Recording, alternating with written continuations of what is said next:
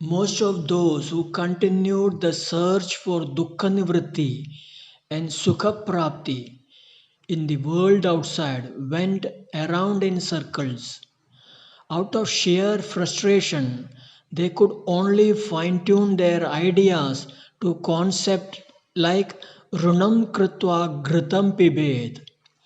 It more or less means beg, borrow, or steal to get what you want. They were called the Charvakas. It means those who always spoke what others loved to hear. Their views or life philosophy is called the Charvaka Darshanam, where everything is centered around their own body. They were the predecessors of the modern day economists, propagating consumption models to create wealth. But the history of the world is full of instances of the outcome of that crazy idea.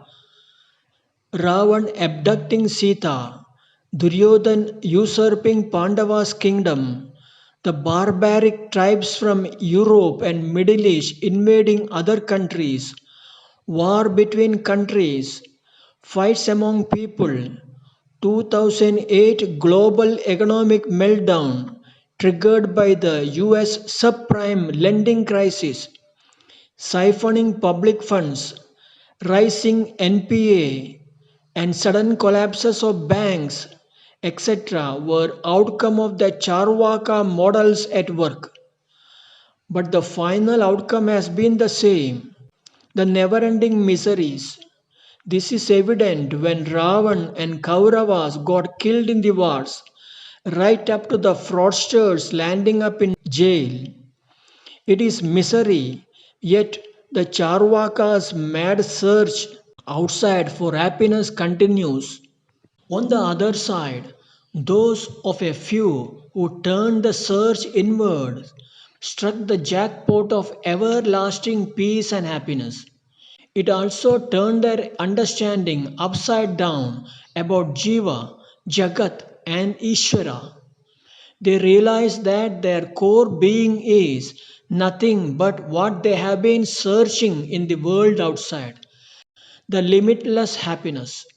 To their great surprise, they also stumbled upon a few more things. One, that the basic nature of Ishvara is Sat Chit Ananda, that is, existence, consciousness, and absolute bliss. Nature means Swabhava. It is like heat and light are the basic nature of fire, or cold and dampness, the basic nature of water. 2. Jiva is a part or reflection of the Ishvara, depending on the way you look at it. 3. Jiva's basic nature is also Sat Chit Ananda. 4. The Jagat is permitted by Ishvara like gold in a gold ornament. 5. Ishvara also transcends the Jagat. In the Bhagavad Gita, Krishna, while pointing out all these five aspects, adds the sixth dimension of Ishvara as personally coming down on the earth to address need based issues. Yada yada hi dharmasya glanir bharata abhyutha. In short, Ishvara is manifested in the individuals and the cosmos. It is similar to the sun's image seen in all reflecting mediums like the water, mirror, polished stones, etc. That realization ended their trail of miseries of the seekers. They quickly made their findings public. The Svetaswataropanishad beautifully captures the defining moments of that trailblazing discovery in the history of human development that took place around 25,000 BCE. Thus, शृण्वन्तु विश्वे अमृतस्य पुत्र आये धामानि दिव्यानि तस्तु. Hear, O children of immortality, residing in this plane and in the heavens also. Thus, the rishis found that the individual jiva is Sat Chit Ananda, that is existence, consciousness, that is awareness or knowledge about one's existence, and unlimited happiness. Of the three swabhavas or inherent nature each jiva has, Sat means existing or alive. Chit means the knowledge or awareness that I am alive. It is a follow up of Sat. No one needs to be reminded about it. All jivas are constantly aware of these two swabhavas. It is because of that the jiva constantly feels his body and mind as he. Ananda, the third swabhava, is also a mere daily experience, but it comes only during the deep sleep stage when the so called me or my body and mind were fast asleep or totally in switched off position. Still, someone else is there as witness to that stage also. It is because of that, after getting up from deep sleep, people say, I slept well, I did not know anything. That forces one to rethink about his understanding of body, mind as himself during all the three stages, that is, awake, dream, and deep sleep. The question therefore is, who is that me or myself that I am constantly referring to? Is that my physical body or mind or something else in me? Since the feeling of I or me, that is Sat Chit, are intensely experienced during the wake up stage, I presume that me means my body and mind. But when I try to understand the dream stage, it is clear that my understanding of me as my body and mind may be wrong. Because when I dream, my body was lying on the bed. Still, I experience intense action involving body and mind in the dream. After wake up, I could mostly recall the dream with a conversation, etc. This shows that apart from the physical body that was lying motionless on the bed, I also have another body. In which case, who was that witness during the wake up and dream stage? Was it the outer body or the inner body? Or was it the mind that was witness during both the stages? It is a difficult choice to make. When one analyzes the deep sleep stage, he is compelled to reject both the choices because during that stage, both mind and body were also not functioning. Yet one could recall that he slept well and did not know anything. It is therefore logically makes one realize that there is someone else also witness to everything during all the three stages. Not knowing it, the body and mind were taking credit for its experiences as theirs during all the three stages. It just pretends to be witness to it. The rishis realized that it is that something, the only real witness to all our experiences during wake up, dream, and deep sleep stages. The rishis called it jiva that exists or reflects within each one of us and witnesses all. Yat swapna jagara sushuptam aveti nityam. They found that it is either partial or full reflection of the Ishvara because it also has all the swabhavas of the Ishvara, the Sat Chit Ananda. Therefore, the rishis concluded their findings about dukkha nivritti and sukha prapti as an outcome of not understanding the real me and misunderstanding as body or mind as me. Thus, the problem was because of a simple issue of non apprehension of reality leading to misapprehension of facts. To clarify this, the Upanishad give commonly seen examples around us that create so much misery, stress, and anxiety. The examples like mistaking a rope for snake, a desert mirage to the water body, searching for ornament worn around one's own neck, etc. For all the miseries in these cases, the root cause was not understanding the reality. Therefore, the way out of the misery caused by that is the right understanding.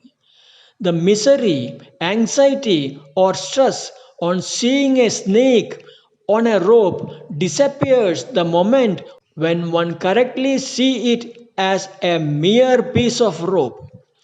The issue is same with life miseries also. I constantly identify myself with my body and mind and take its sufferings and miseries as mine. The way out of these miseries is the right understanding about myself that I am not the body or mind but Sat Chit Anand.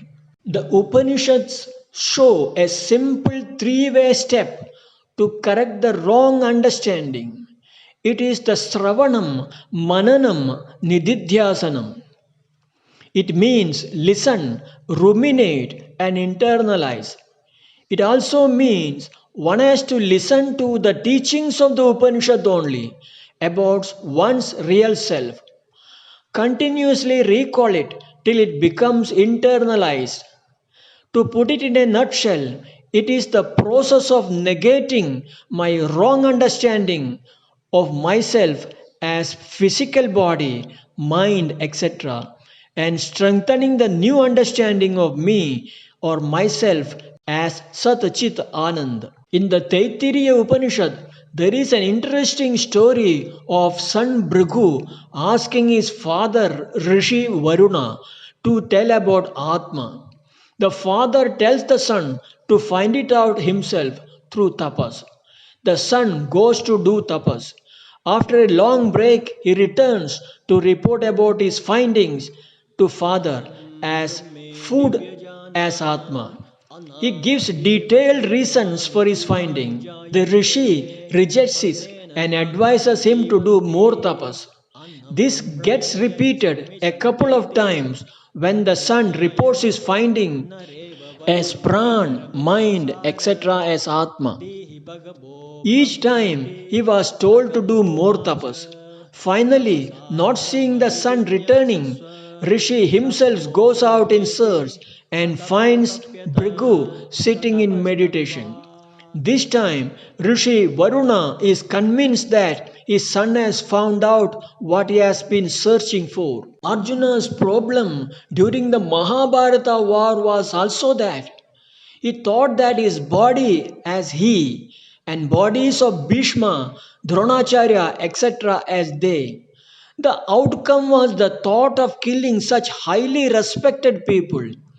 He wanted to abandon the war and become a mendicant by giving over a dozen reasons.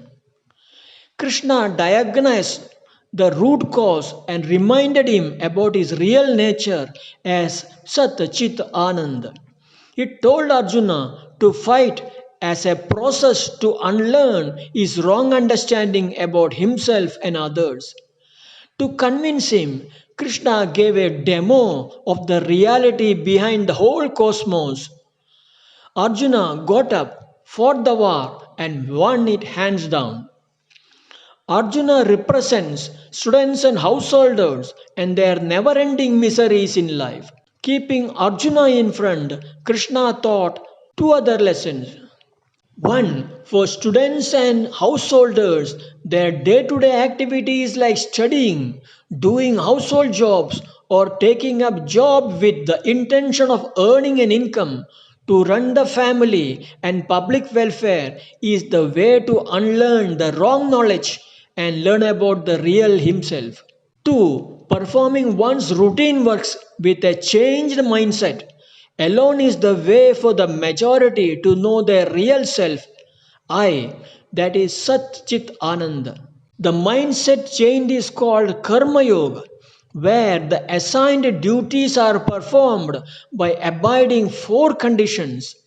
1. You have right only to work. 2. You have no right to the outcome of your work. 3. You are not the cause for the outcome of your work. 4. You need to continuously work. All these conditions are most user friendly, sustainable, no cost, and inclusive, where children to the president of the country become eligible to take part.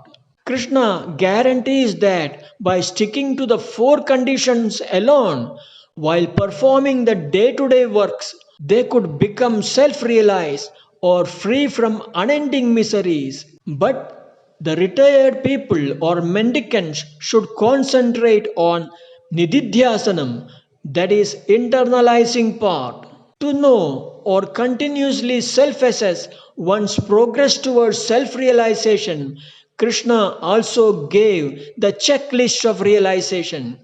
It is described in the Bhagavad Gita as Stita Prajna Lakshana. It is one of the most beautiful portions of the Bhagavad Gita, inspiring millions to face the life realities with different frame of mind.